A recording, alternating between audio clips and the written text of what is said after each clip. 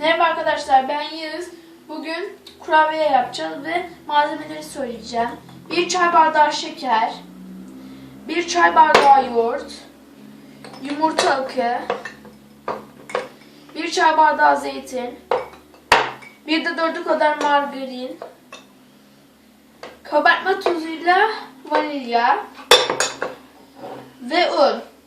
Şimdi arkadaşlar yumurta akı, margarin haricindeki her şeyi içine atıyoruz.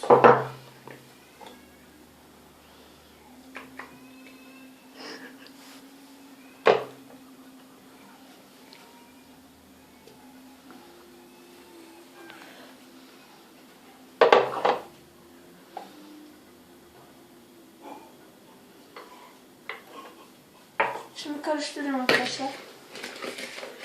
Evet.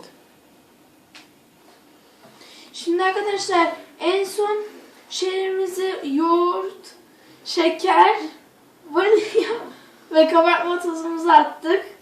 Bir de yağımızı attık arkadaşlar. Şimdi unla margarinimizi atıyoruz.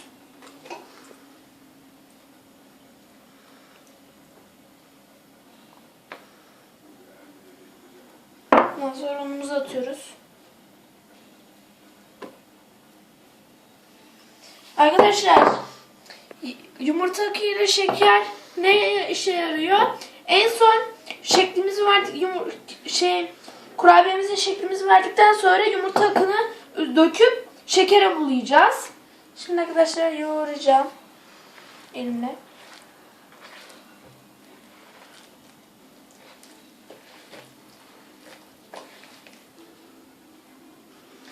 Arkadaşlar yapış yapış oldu. Biraz daha un gerekiyor.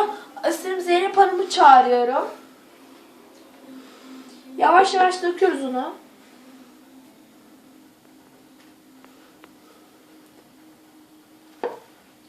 Tamam arkadaşlar yavaş yavaş yoğuruyoruz. Böyle şey yapıyoruz.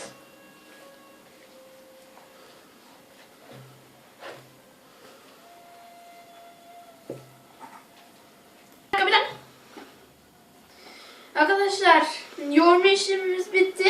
Aynen bu kıvamda olacak. Elle yapışmayacak yani. Şimdi yapışmasın diye yağlı kağıdımızı koyacağız.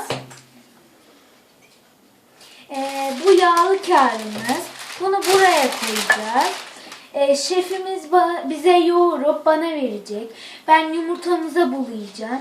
Sonra şekerimize bandıracağım. Sonra buraya koyacağım.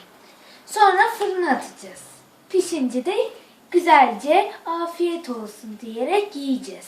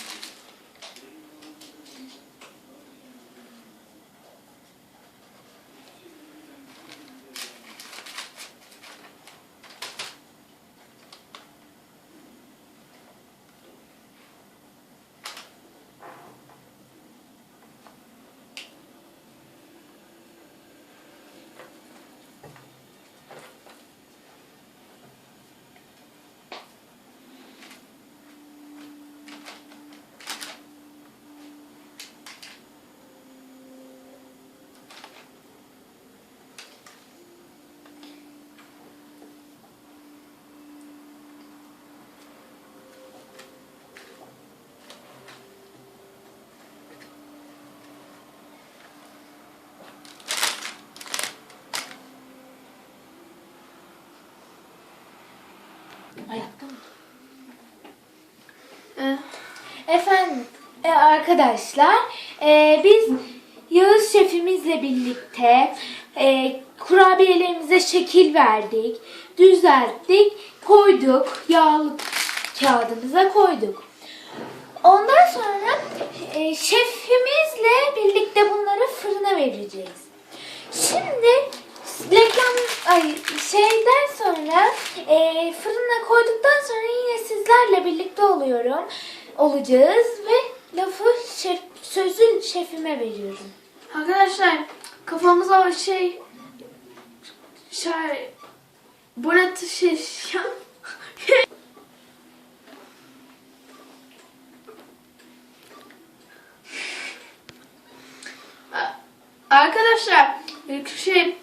kafamızı kapatmamızı ve tırnak bakımımıza bakmamız gerekiyor.